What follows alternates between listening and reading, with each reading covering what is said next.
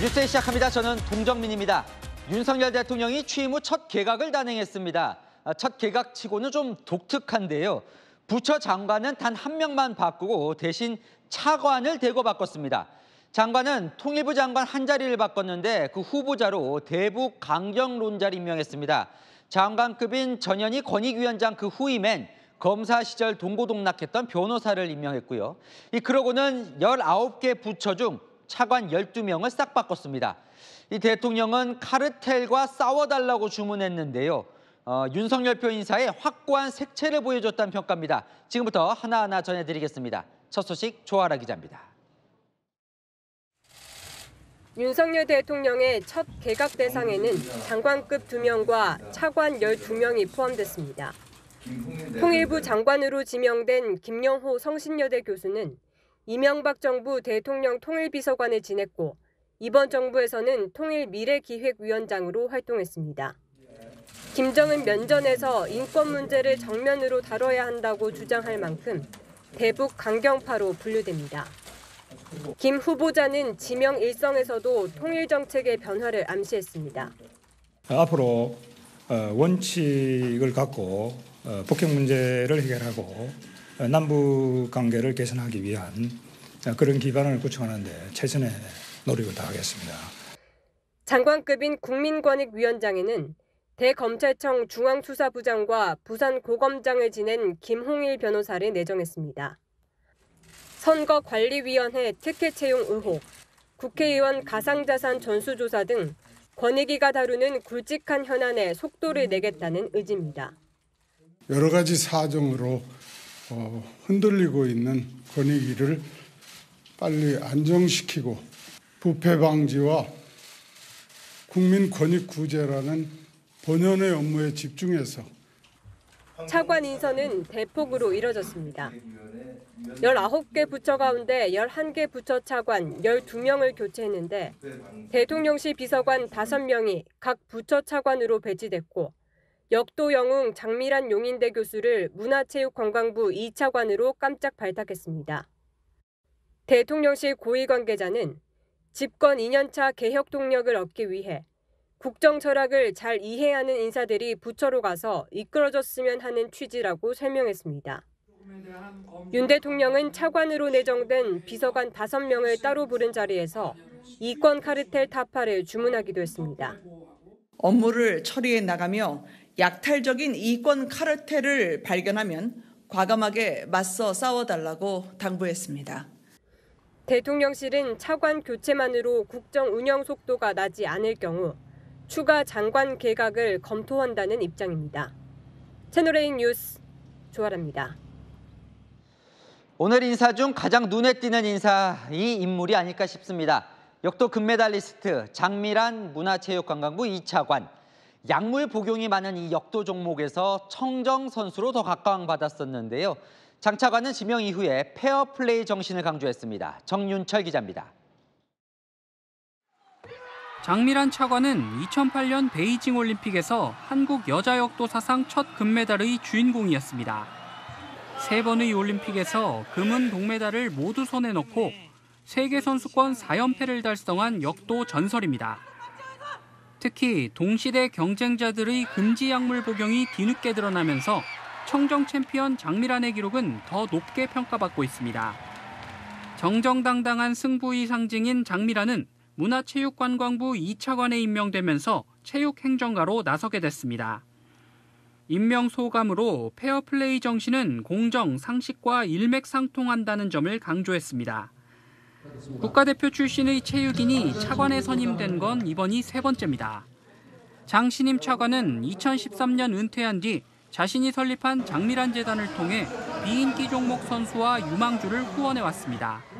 역도 선수가 되어서 너무나도 많은 것을 누리고 받았습니다. 이제는 장미란 재단을 통해서 저의 재능을 기부하고자 합니다. 2016년부터는 용인대 체육학과 교수로 활동하면서 후배 양성에도 힘을 쏟았습니다. 체육계는 장 신임 차관의 발탁을 환영하는 분위기입니다. 체육 정책에 대해서 굉장히 많은 관심을 갖고 연구를 해온 분이기 때문에 어려움에 빠진 한국 체육을 잘 이끌어갈 수 있을 거라고 생각을 합니다. 대통령실 관계자는 BTS가 문화 발전을 주도하는 것처럼 장 신임 차관이 체육계에 새바람을 불러일으키길 바란다고 밝혔습니다. 채널A 뉴스 정인철입니다. 윤석열 정부의 취임 이후 첫 개각, 그 인사 발표를 본 민주당, 인사가 아니라 망사라며 맹비난했습니다. 통일부 장관 인사청문회도 벼르고 있지만 오늘 임명된 국가공무원 인재개발원장 내정자의 과거 극우 수준의 유튜브 발언이 논란이 되고 있습니다. 우현기 기자 보도 보시고 아는 기자 이어갑니다. 더불어민주당은 오늘 지명된 윤석열 정부의 신임 장차관급 인사에 대해 구제불능이라고 맹비난했습니다. 극단적 남북 대결주의를 주장하는 사람을 통일부 장관으로 세우고 이명박 후보의 BBK 사건을 덮어준 정치 검사를 국민권익위원장에 앉히겠다니 가당키나 합니까? 장관은 결재만 하는 허수아비로 전락하고 부처는 실세 차관들을 통해 대통령실의 하명을 실행하게 될 것입니다. 특히 김용호 통일부 장관 후보자는 인사청문회를 통해 반드시 낙마시켜야 한다는 입장입니다. 북한 김정은 정권의 붕괴를 주장하는 등 적대적 대북관을 가진 인사는 통일부 장관 후보자에 적합하지 않다는 주장입니다. 김 후보자 청문회를 할 민주당 외통위 한 위원은 흡수 통일을 하자는 사람이 장관을 하면 통일부는 개점 휴업이나 마찬가지라며 날카로운 검증을 예고했습니다. 민주당은 이어 차관급인 김채환 국가공무원 인재개발원장 내정자에 대해서도 가짜뉴스를 퍼뜨리는 극우 유튜버라며 내정 철회를 촉구했습니다. 극우 유튜브 채널을 그만 시청하라고 했더니 아예 극우 유튜버를 고위공직에 임명합니까? 그의 유튜브 채널을 시청하고 공무원 교육을 총괄할 적임자라고 무릎을 쳤습니까? 반면 국민의힘은 오늘 인사로 개혁을 추진할 진용을 구축했다며 야당을 향해 반대를 위한 반대는 말아달라고 당부했습니다. 채널A 뉴스 우현기입니다.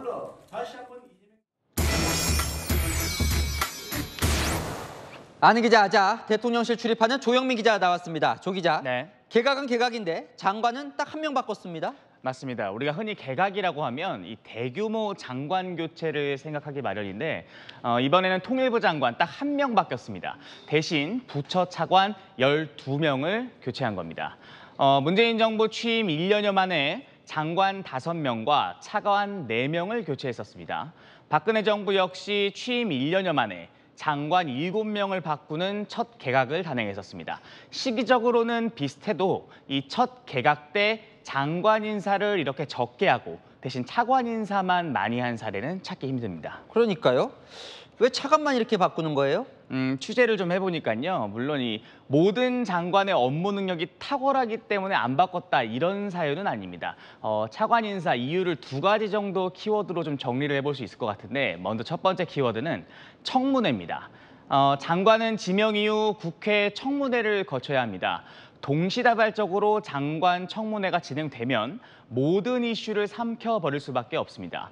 굳이 청문회 전국을 만들어서 일할 시간도 허비하고 야당이 지지부진한 상황에서 오히려 공격에 빌미를 줄 필요가 없다는 판단이 깔린 겁니다.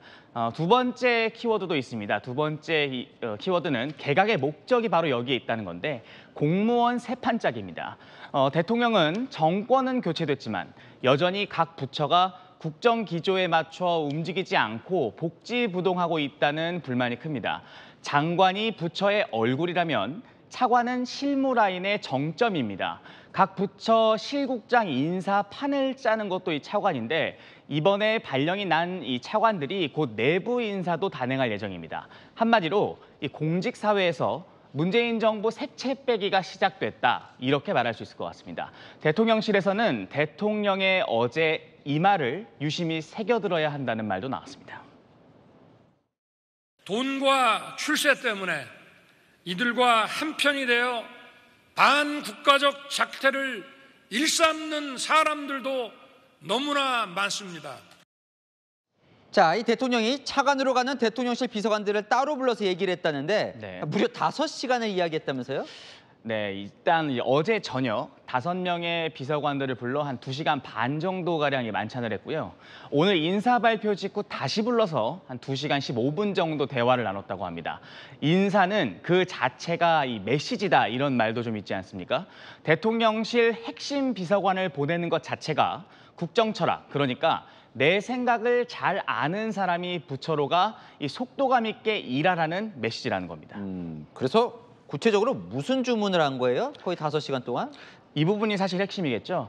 일단 부패한 이권 카르텔은 늘 겉은 그럴듯하게 포장돼 있다. 이를 외면하거나 손잡는 공직자는 가차없이 엄단하라. 국익을 위해 일하는 공직자는 높이 평가하고 발탁하라. 이런 이야기들이 있었다고 합니다. 별도로 좀 더 알아본 바로는 이런 이야기들도 좀 있었다고 하는데요. 국가 정책의 유일한 판단 기준이 국민이라는 것을 잊지 말고 이념에 뒤섞여 정책이 흘러가게 놔두지 마라. 내 밑에서 일하다 가는 것인 만큼 장관도 실국장들도 주목하고 긴장하지 않겠나. 잘 활용해서 국정 성과로 이끌어라. 이런 취지의 이야기들도 있었다고 합니다. 기강도 다 잡고 내 뜻도 잘 전하라는 건데 속내는 지금 부처들이 발등에 떨어진 이슈들을 잘 챙기지 못하고 있다는 이 답답함도 좀 담겨 있는 것 같습니다. 이번에 바뀐 차관 부서의 경우 국토부는 건설 현장 폭력 행위, 이른바 건폭 엄단과 이 전세 사기 단속이 있고요. 해수부는 후쿠시마 오염수 대응, 과기부는 이 나눠 먹기식 연구개발 보조금 점검, 환경부는 4대강 보호 재건이 핵심 현안입니다.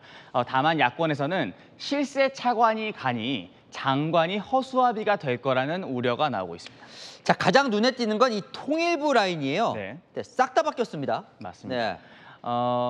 네. 이런 경우가 사실 굉장히 드뭅니다. 통일부 장관, 차관, 또 대통령실 통일비서관까지 싹 바뀌는 건데 그 인물들이 좀 더 관심입니다.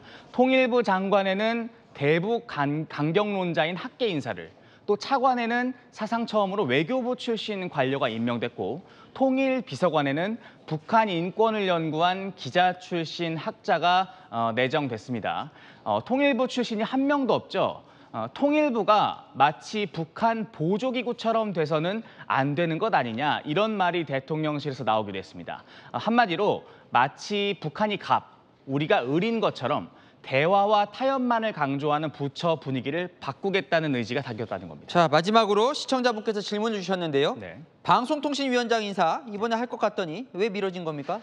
한마디로 말씀드리면 굳이 서두를 필요가 없다는 판단 때문입니다. KBS 수신료 분리 징수를 위한 시행령 개정 절차가 현재 진행 중이죠. 다음 달 중순쯤이면 이제 국무회의에서 시행령 개정안이 통과될 걸로 예상되고 있습니다. 이것부터 마무리하고 지명해도 늦지 않다는 겁니다. 수신료 분리 징수를 방송 탄압으로 규정하고 이 공세를 펴는 민주당인데 여기에 신임 방통위원장까지 지명해서 사안을 굳이 키워줄 필요가 없다는 판단도 깔린 것으로 보입니다. 네, 잘 들었습니다. 아는 기자 조영민 기자였습니다. 반국가 세력들이 종전선언을 노래 부르고 다녔다. 윤석열 대통령의 어제 이 발언이 정치권 큰 파장을 불러오고 있습니다. 국민의힘 대표는 팩트에 근거한 발언이라 했지만 문재인 정부 인사들 윤 대통령 탄핵까지 언급했습니다. 김호영 기자입니다. 문재인 정부 청와대 출신 더불어민주당 의원들이 윤석열 대통령 규탄에 나섰습니다. 윤 대통령이 언급한 반국가 세력이 사실상 문재인 정권과 민주당을 겨냥했다는 겁니다. 탄핵을 시사하는 발언까지 나왔습니다. 반국가 세력들은 핵 무장을 고도화하는 북한 공산 집단에 대하여 유엔 안보리 제재를 풀어달라고 읍소하고 유엔사를 해체하는 종전선언을 노래 부르고 다녔습니다. 대통령직을 수행하는 데 별로 적합하지 않다라고 하는 것을 증명하고 있다고 봐요. 탄핵을 시사하셨다고 이해해도 될까요? 뭐 그거는 해석을 편하게 하십시오. 예, 열어두겠습니다. 민주당은 전임 정부를 반국가 세력으로 규정하는 건 국민 통합의 정신을 전면 부정하는 것이라고 반발했습니다. 대결과 갈등을 부추겨서 정치적 이익을 획득하는 것은 대통령이 할 일이 아닙니다. 전임 정부의 정책을 문제 삼아서 반국가 세력으로 규정한 대통령은 처음입니다. 국민의힘은 윤 대통령 발언은 사실을 근거로 한다며 맞섰습니다. 대한민국의 정체성을 부정하고 대한민국을 적의 소나기에 놀아나게 하는 그런 세력이 있다면 그것은 협치의 대상이 아닙니다. 대통령실은 특정 정치 세력을 겨냥한 게 아니라면서도 국가 이익에 반하는 주장이나 활동을 하는 세력이 있는 건 분명하지 않느냐고 말했습니다. 채널A 뉴스 김호영입니다. 내일은 국회의원들이 가상자산을 신고하는 마감일입니다. 김남국 의원 코인 사태 이후에 투명하게 공개해라 해서 이뤄진 조치죠. 당연히 국민이 그 내역 볼 수 있을 줄 알았더니 못 본다고 합니다. 그 공개 기준을 국회의원들이 정해줘야 하는데 미적거리고 있습니다. 법에는 분명히 공개할 수 있다고 돼 있는데 참 황당한 노릇입니다. 유준 기자가 취재했습니다. 21대 국회의원 전원은 내일까지 이곳에 가상자산 소유 현황과 변동 내역을 제출해야 하는데요. 윤리심사 자문위는 받은 내용을 바탕으로 다음 달 말까지 이해충돌 여부를 심사합니다. 하지만 정작 국회의원들이 어떤 가상자산을 얼마나 가지고 있는지 국민들에게는 공개되지 않을 전망입니다. 지난 5월 말 통과된 이른바 김남국 방지법에는 국회 규칙이 정하는 비율 또는 금액 이상의 가상자산을 공개할 수 있다고 돼 있는데 공개 기준을 삼을 국회 규칙을 국회의원들이 안 만들고 있기 때문입니다. 국회 내부에서도 비판 목소리가 나왔지만 국회의원 사적 이해관계 정보도 국민에게 투명하게 이제 공개를 해야 됩니다. 아직까지 제정도 되지 않고 있는데 이게 이제 저는 국회의 직무유기라고 생각하거든요. 이후에도 관련 논의는 한 차례도 없었습니다. 참여연대는 국회가 국민 알 권리를 침해했다며 지난해 헌법 소원을 제기했습니다. 여전히 이제 본인들의 어떤 그런 사적 이해관계 부분에 대해서 국민들 앞에 공개되는 걸 상당히 좀 꺼려하는 게 아닌가. 좀 제3의 독립적인 기관이 감시나 검증을 할 수 있는 그런 장치들이 꼭 필요하다고 생각합니다. 채널A 뉴스 유주은입니다.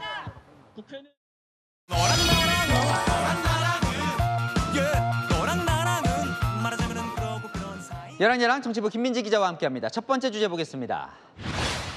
단군이래? 누가 한 말입니까? 유병호 감사원 사무총장이요. 오늘 국회에 와서 한 말인데 이 말 때문에 설전이 벌어졌습니다. 민주당은 전현희 전 권익위원장 감사 과정에서 주심인 조은석 감사위원이 열람을 마치지 않았는데도 결재가 이루어져서 위법이다 이렇게 주장하고 있는데요. 유 총장은 조 의원이 열람을 했다면서 과정에 문제가 없다고 발끈했습니다. 조은석 컴퓨터에 열람과 반려 두 가지 버튼이 있죠. 그분이 당군일에 제일 많이 열람했습니다. 자, 다음에 이야기하겠습니다. 말도 안 되는 이야기지만 넘어가겠습니다. 저렇게 사인도 없는데 그냥 넘어갔어요. 당군일에 가장 많이 보시고 유일하게 혼자 안 눌렀습니다. 조은석 의원이 1965년생입니다. 무슨 당군 기자들 대기하고 있습니까?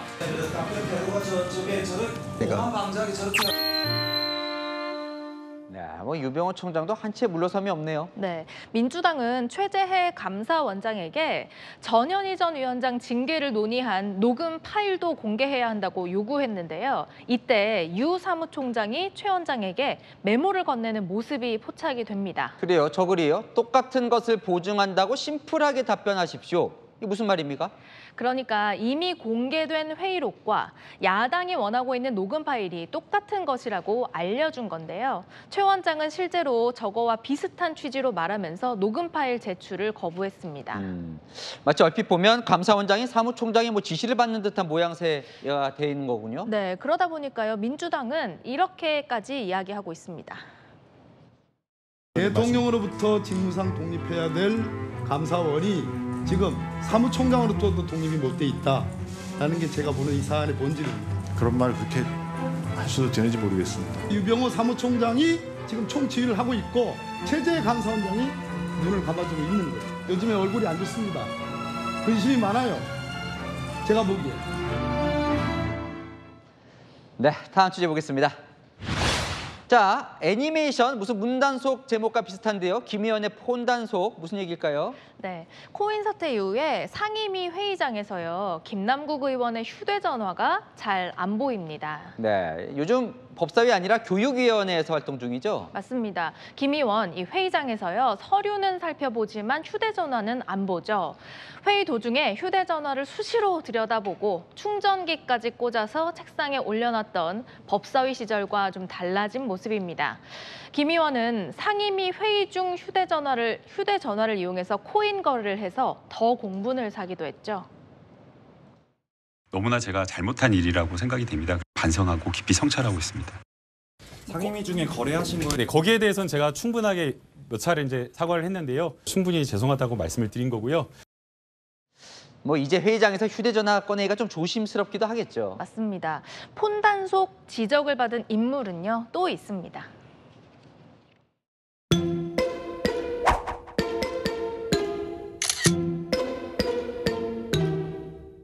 감사합니다. 내 폰 작가님 속사진 하나만 찍어도 될까요?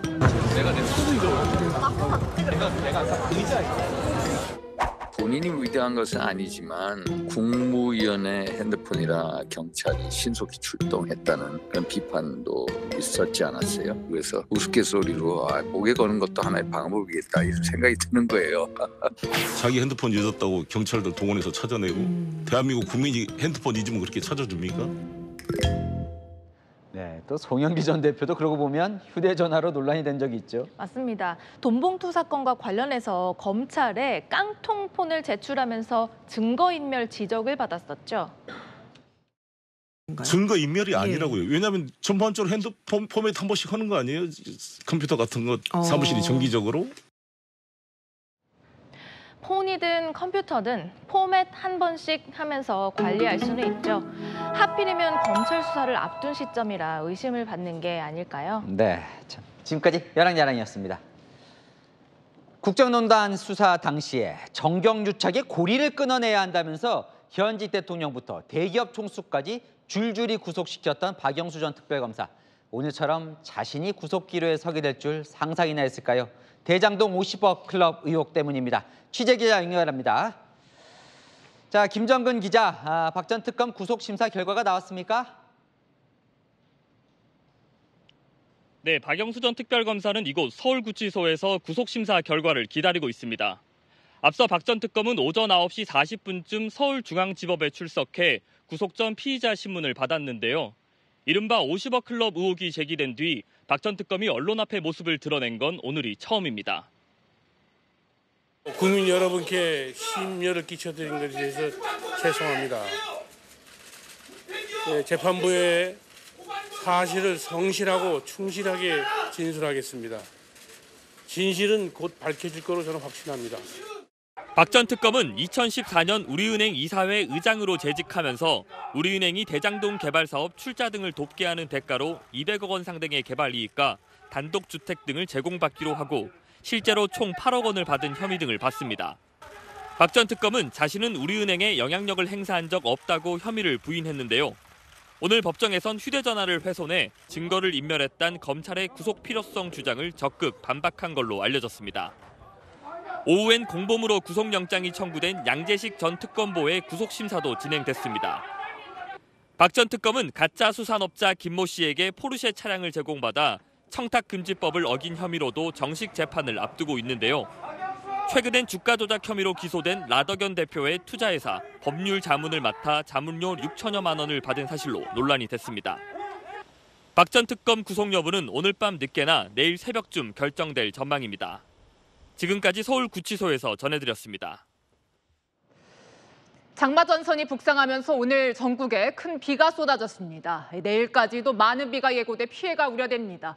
서울과 남부지방 상황 차례로 알아볼 텐데 먼저 서울 잠시교에 나가 있는 취재기자 연결해 수도권 상황부터 알아봅니다. 조민기 기자, 지금 한강 수위는 어떻습니까? 네, 제 뒤로 보이는 잠수교는 수위가 높아지긴 했지만 아직 잠길 정도는 아니어서 차량 통행이 이어지고 있습니다. 지금은 그쳤지만 오늘 서울에만 67mm의 비가 쏟아지면서 현재 잠수교 수위는 4.04m까지 올라갔는데요. 수위가 5.5m까지 올라가면 보행자 통행이 제한됩니다. 오늘 오전부터 서울을 비롯한 수도권 전역에는 호우주의보가 발령됐는데요. 하루 동안 태안 99.5mm, 화성 79mm, 춘천 104mm 등 중부 대부분 지역에 많은 비가 쏟아졌습니다. 서울시는 27개 하천을 통제하는 등 안전사고 대비에 나섰는데요. 오후 4시 10분을 기점으로 호우주의보가 해제되면서 수위가 낮아지는 곳부터 순차적으로 통행을 재개할 방침입니다. 수도권 곳곳에서 비 피해 신고도 잇따랐는데요. 인천 남동구에서는 빌라 옆 담벼락이 무너지면서 출입문 유리가 파손되는 사고가 있었습니다. 서울 동작구에서도 반지하 주택에 빗물이 역류하는 등 크고 작은 피해가 발생했지만 다행히 인명사고는 없었습니다. 하지만 밤새 비 오고 특히 저녁 시간에 집중호우가 쏟아질 것으로 보여 퇴근길 각종 안전사고 주의가 필요합니다. 서울과 인천, 경기 서부 등 수도권에는 내일까지 20에서 60mm의 비가 더 내릴 것으로 보입니다.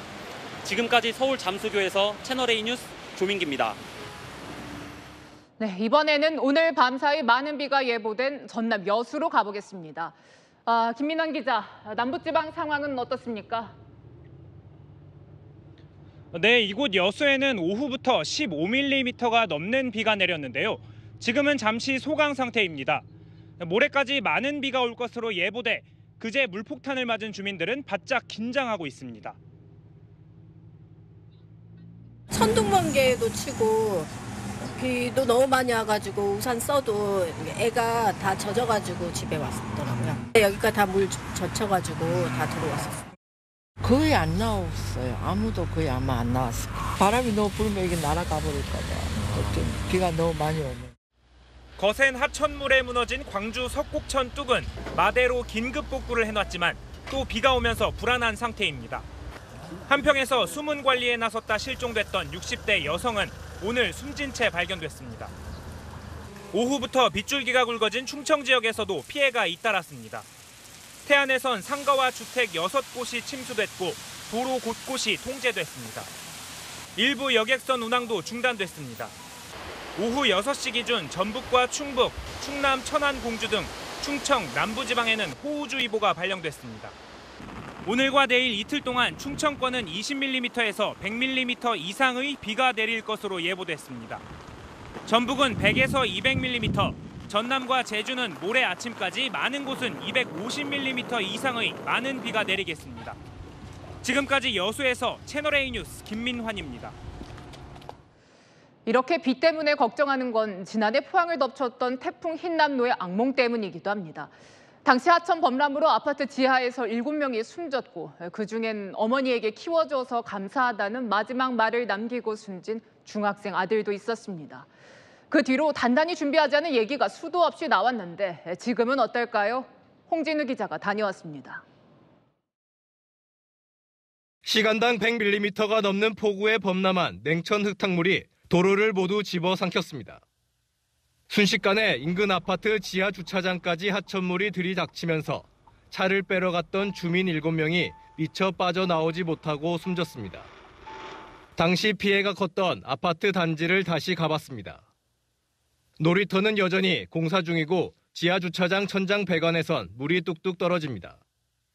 주차장 입구와 출입 계단에는 스테인리스 강판으로 된 물막이판이 설치됐을 뿐입니다. 더 이상의 지원을 할 수 없다라고 하는데 차수막으로 인해서 작년과 같은 침수 피해가 없을 거라고는 절대로 말할 수 없습니다. 냉천 인근 상가들도 피해가 컸습니다. 냉천이 범람하면서 물에 잠겼던 상가 사무실은 더 이상 쓰지 못해 창고가 돼버렸습니다. 곰팡이가 계속 피고 냄새도 가시지 않습니다. 작년 같은 상황이 생기면 또 엄청난 피해들이 또 생기면 또 다들 재산적인 피해가 아니겠습니까? 범람했던 냉천 정비 사업은 예산 부족과 행정 절차 탓에 지난달 말에야 겨우 시작했습니다. 피해가 난 지 1년이 다 돼가지만 이렇게 마대를 쌓거나 집안을 다지는 응급복구 작업만 진행됐습니다.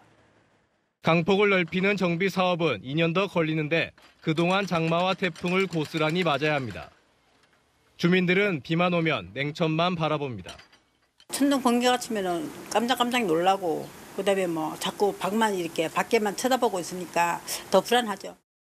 이 동네 사는 사람들 다 걱정이 비만 오면은 저게 또 넘칠까 그게 제일 걱정입니다. 장마가 시작된 가운데 수해의 상처가 다 아물지 않은 주민들의 걱정은 더 커져가고 있습니다. 채널A 뉴스 홍신우입니다. 폭우가 오면 어디에서나 침수 피해를 겪을 수 있습니다. 건물, 또 차량에서 순식간에 물이 차오를 때 어떻게 대처해야 하는지 김지윤 기자가 실제 상황을 가정에 실험했습니다. 집에 물이 들이차고 계단은 폭포로 변하고 차는 지붕만 남긴 채 잠겨버리는 집중호우 피해. 이곳은 침수 상황을 가정해 놓은 체험관입니다. 도로 위에서 건물 안에서 침수 사고가 닥쳤을 때 어떻게 대피해야 할까요? 직접 체험해 보겠습니다. 먼저 안전장비를 착용한 뒤 문 앞에 서봤습니다. 반대편에서 물이 차오르고 수심 30cm, 정강이 높이까지 물이 찼을 때 있는 힘껏 밀어보지만 문은 꿈쩍도 안 합니다. 지금 무릎 높이도 아닌데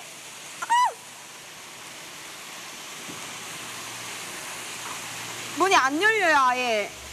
수심 90cm. 이번에는 물이 엉덩이 높이일 때 성인 남성 2명과 함께 밀어봤습니다. 여전히 요지부동입니다. 지금 다 전력으로 하고 계신 거죠? 네.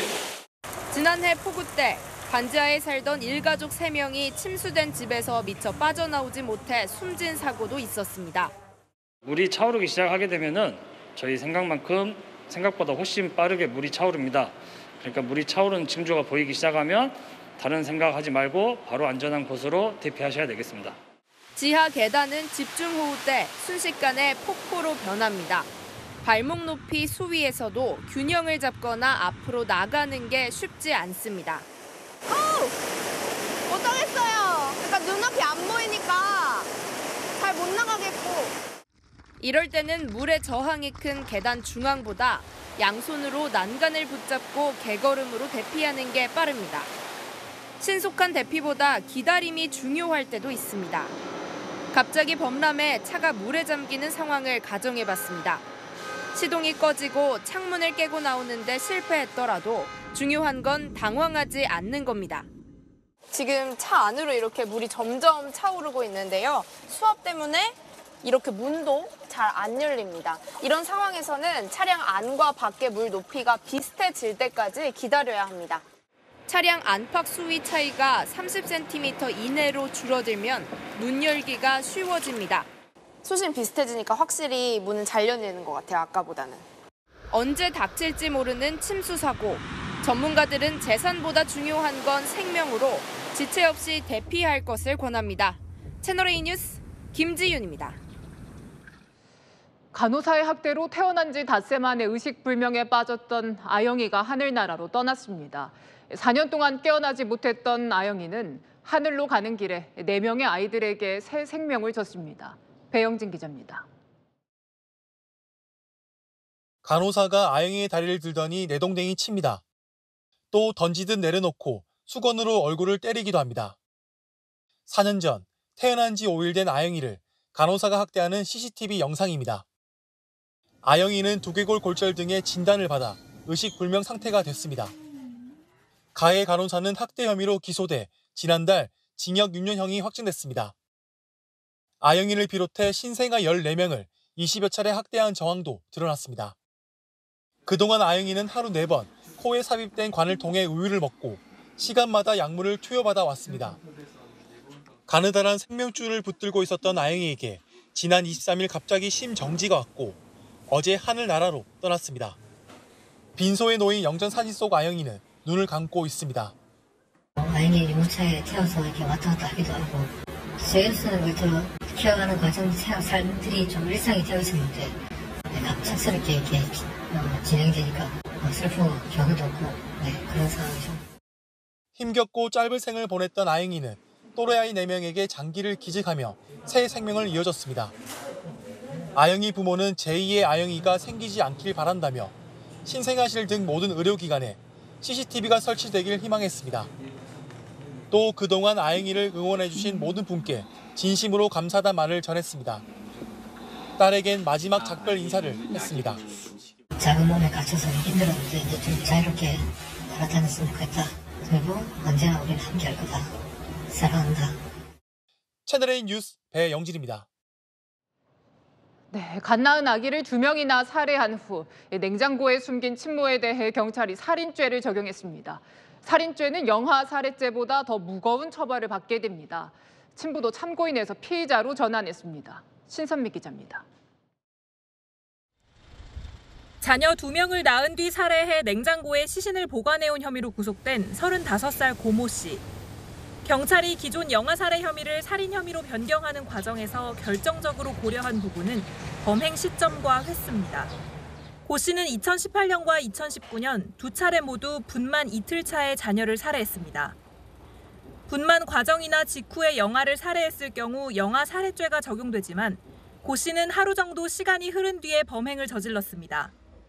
또 범행이 반복된 만큼 특별한 사정을 감안해 더 가벼운 처벌을 받도록 한 영아살해죄를 적용하기 부적절하다는 겁니다. 영아살해죄는 형의 상한이 징역 10년 이하지만 살인죄는 최고 사형까지 선고될 수 있습니다. 경찰은 수년간 영아 시신을 냉장고에 보관해온 고 씨에 대해 사체 은닉 혐의도 추가했습니다. 그동안 낙태한 줄만 알았다던 남편 이모 씨도 살인 방조 혐의로 입건됐습니다. 구체적인 혐의가 드러난 건 아니지만 면밀한 조사를 위해 참고인에서 피의자로 신분을 전환했다는 게 경찰 설명입니다. 이런 가운데 친모 고 씨가 변호인에게 전달한 자필 편지가 공개됐습니다. 고 씨는 떠나보낸 아이들에게 너무나 미안하다면서도 남은 세 아이가 걱정돼 자수하지 못했다고 주장했습니다. 경찰은 내일 검찰로 사건을 송치할 예정입니다. 채널A 뉴스 신선미입니다. 우리는 만 나이로 통일되는 게 화제지만 외국에선 그동안 우리가 써왔던 한국식 나이, 이 연나이가 신기한가 봅니다. 주요 외신들이 하루 사이에 나이가 어려진 이 만 나이 도입을 관심 있게 소개하고 있습니다. 김성규 기자입니다. 미국 CNN은 서울 특파원을 연결해 한국인들에게 3가지 나이가 있다며 자막까지 활용해 상세히 소개합니다. First of all, there is Korean age, where you're considered a year old on the day you're born, and you become a year older every January 1st. Second, the calendar age. You take the current year, 2023, minus your birth year. 영국 BBC는 가수 싸이의 나이를 소환했습니다. 1977년 12월 31일인 생일을 고려한 만 나이로는 45, 연 나이로는 46, 한국식 나이로는 47이라며 하루 새 2살 어려졌다고 전했습니다. 로이터는 만 나이 통일법 시행으로 한때 혼란을 겪었던 젊은이들의 목소리도 전 세계에 송출했습니다. 20살 됐는데도 이제 술 못 먹게 되는 거 아닌가 이렇게 헷갈렸는데 이제 좀 지나다 보니까 이제 그건 아닌 거 알게 돼서 좀 괜찮았고요. 한국인은 어머니 자궁에서 보낸 시간을 나이에 반영해 다른 나라보다 나이가 더 많다며 한국식 나이 계산법의 배경도 소개했습니다. 한국의 나이에 따른 위계 문화를 조명한 일부 매체도 있습니다. 월스트리트 저널은 놀이터에서 처음 만난 아이들도 나이를 따진다며 높임말 사용 여부가 결정되는 관례를 흥미롭게 전했습니다. 만 나이를 계산하는 방법을 배운 적 없는 일부 한국인을 위해 기업과 정부기관이 계산법을 알려주는 캠페인을 하고 나이 계산기까지 등장했다고 소개했습니다. 채널A 뉴스 김성규입니다. 정부가 압박에 나서면서 롯데웰푸드가 과자 가격 100원을 다음 달부터 내린다고 전해드렸는데요. 이 여름철 다가오면서 많이 먹게 될 아이스크림 가격은 최대 25% 올린다고 합니다. 이 당장 소비자가 인상은 편의점들이 동결해서 막았지만 이 다음 달 인상되는 품목들이 수두룩합니다. 송정현 기자입니다.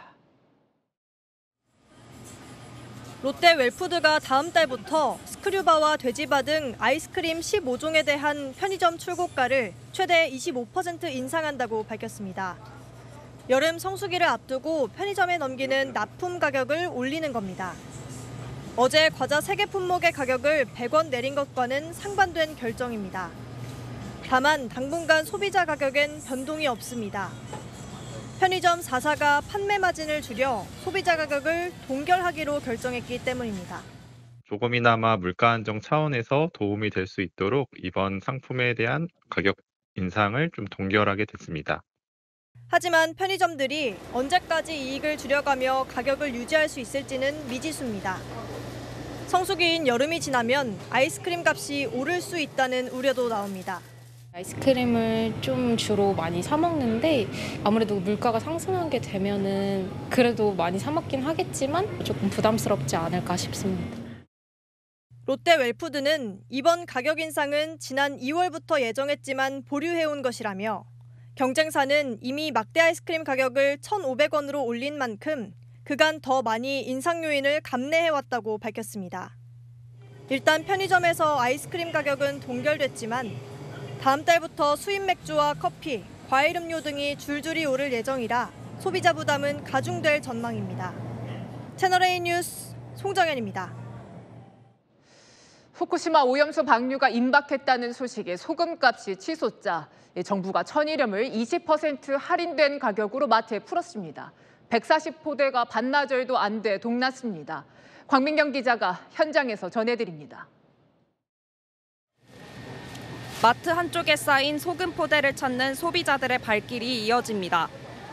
궂은 날씨에도 소금을 저렴하게 살 수 있다는 소식이 알려지자 판매를 시작한 지 5시간 만에 20kg짜리 천일염 140포대가 동났습니다.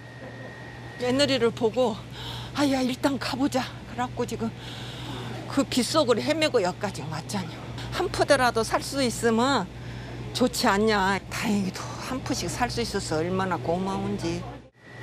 후쿠시마 오염수 방류가 임박하며 소금 사재기 움직임까지 발생한 상황. 이에 정부가 다음 달 11일까지 천일염 비축분 400톤을 20% 할인된 가격으로 시장에 공급합니다. 오늘 굵은 소금 5kg의 소매 가격은 1년 전보다 약 24% 넘게 올라 13,982원이었습니다.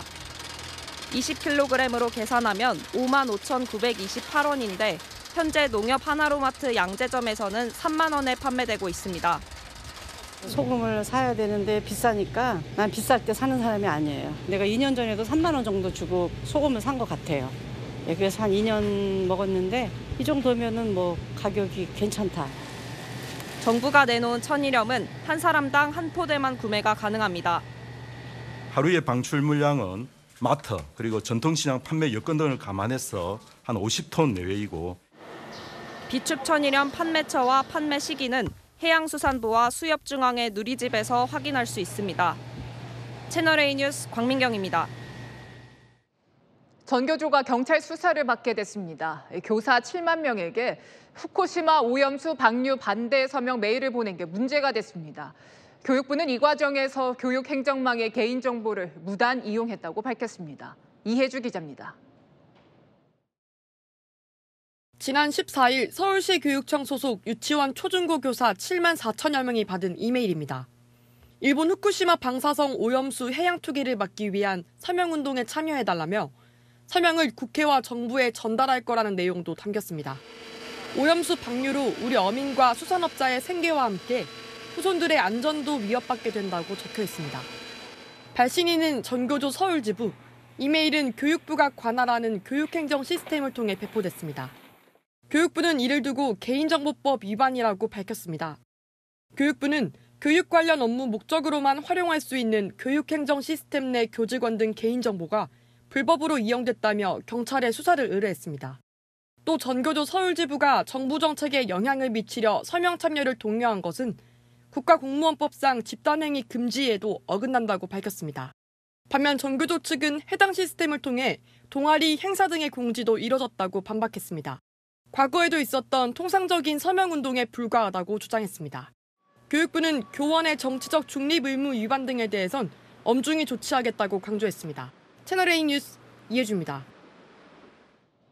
네, 한국과 일본의 통화수화부가 8년 만에 복원됐습니다. 양국은 비상시 서로에게 자국 통화를 맡기고 100억 달러를 빌릴 수 있게 됩니다. 양국 관계가 경제적으로도 회복됐다는 점에서 의미가 큽니다. 안건우 기자입니다. 추경호 경제부총리와 스즈키 슈니치 일본 재무상이 한일 통화수화부 복원에 합의했습니다.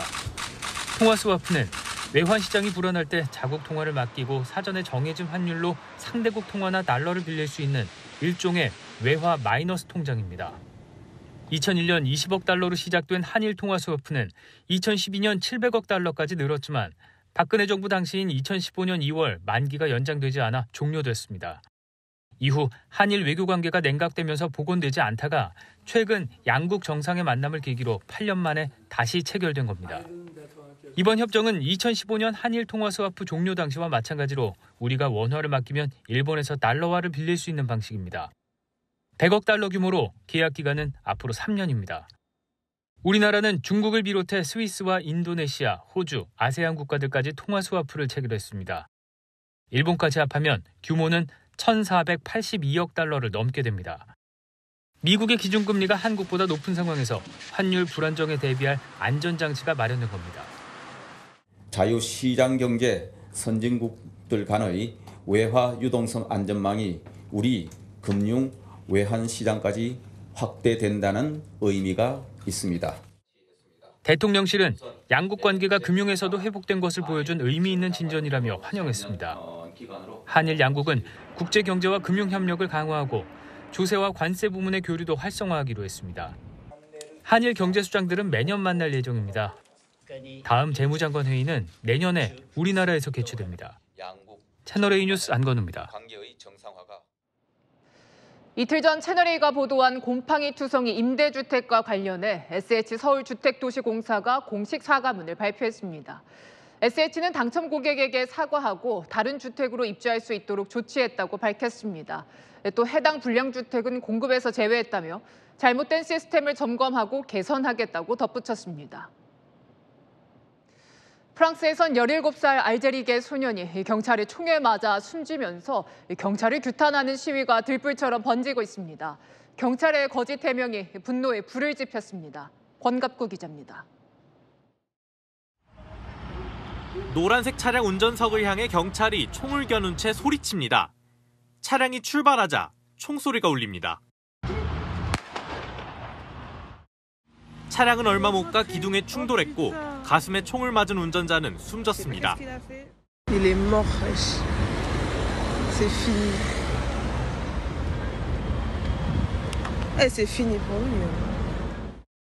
운전자는 고등학교를 중퇴하고 배달기사 일을 하던 17살 알제리계 소년 나엘입니다.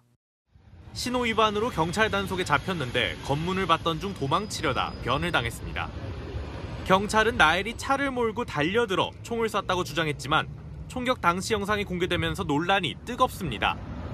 차량이 경찰들을 향하지 않았고 빠른 속도로 출발하는 모습만 담긴 겁니다. Mais c'est dramatique, c'est une vie humaine quand même. Donc je sais pas. Moi, je suis attristé pour la famille. 검문 중이던 경찰이 나엘을 향해 내 머리에 총알이 박힐 거야라고 말했다는 보도도 나왔습니다. 프랑스 전역에는 경찰을 규탄하는 시위가 잇따랐습니다. 시위대는 경찰을 향해 폭죽을 던지고 차량은 물론 시청 건물까지 불에 탔습니다. 불평등과 가난으로 그동안 분노가 쌓인 시민들이 경찰과 정부를 향해 불만을 드러낸 겁니다. Les images choquantes diffusées hier montrent une intervention qui ne semble manifestement pas conforme aux règles d'engagement de nos forces de l'ordre. 지난해 프랑스에서 교통경찰의 검문 과정에서 13명이 숨졌고 피해자는 대부분 흑인이거나 아랍계로 알려졌습니다. 채널A 뉴스 권갑구입니다. 타이타닉호를 보러 떠났다 폭발한 잠수정의 잔해가 사고 열흘 만에 포착됐습니다. 탑승객으로 추정되는 유해도 발견됐습니다. 이윤상 기자의 보도입니다. 대형 크레인이 굉음을 내며 흰색 가림막에 덮인 철제 잔해물을 들어올립니다. 가림막 사이로 실타래처럼 엉킨 전기 설비 등 잠수정 내부도 보입니다. 현지 시간 28일 잠수정 타이탄의 인양 작업을 마무리하는 미국 해안경비대의 모습이 포착됐습니다. 발견된 잔해는 잠수정 꼬리 부분에 있는 원뿔 모양의 구조물과 둥근 선창 등입니다. 인양 과정에서 숨진 것으로 추정됐던 탑승객들의 유해도 함께 수습됐다고 해안경비대는 밝혔습니다. 폭발 당시 탑승했던 5명 가운데 유해 몇 구가 수습됐는지 등에 대해선 알려지지 않았습니다. 해안경비대는 인양된 잔해의 형태로 미뤄 잠수정 내부 압력실에 심각한 문제가 생긴 걸로 보고 본격적인 사고 원인 조사에 나섰습니다. Upon completion of this investigation, the MBI will issue a report to the Commandant of the Coast Guard. 또 수습한 유해는 의료 전문가들에게 분석을 의뢰하기로 했습니다. 채널A 뉴스 이윤상입니다. 클래스는 영원하다는 말. 수십 년간 스크린을 누빈 해리슨 포드와 톰 크루즈에게 딱 들어맞습니다. 변치 않는 액션 연기로 극장가에 돌아왔는데 팬들의 반응 역시 뜨겁습니다. 권솔 기자입니다. But I've been looking for this all my life. 어제 개봉한 인디아나 존스 시리즈의 마지막 편이 국내 영화 예매율 1위에 올랐습니다. 42년째 인디아나 존스를 이끌어온 80살의 노장 해리슨 포드는 마지막 열정을 불태웠습니다. 트레이드 마크인 채찍 기술은 여전했습니다. It's fun to do all the physical activities that are involved in telling the story arc. Are the sum of our choices. And we cannot escape the past. 올해 환갑을 맞았지만 톰 크루즈는 이번 영화에서도 변함없었습니다. 세월을 거스르는 고난도 액션씬을 대역 없이 소화했습니다. 특히 오토바이와 함께 깎아지른 듯한 절벽에서 떨어지는 예고편이 공개되면서 영화에 대한 기대감은 더 커졌습니다. I've never not done something because I'm afraid. If anything, I go, why am I afraid? And I look as a human being to confront it. I look. 톰 크루즈는 한국 팬들 사이에서 친절한 톰 아저씨라 불립니다. 11번째인 이번 한국 방문에서도 팬 서비스는 진심이었습니다. 오늘 레드카펫 행사에선 팬들의 환호에 답하느라 걸음을 떼는 게 어려울 정도였습니다.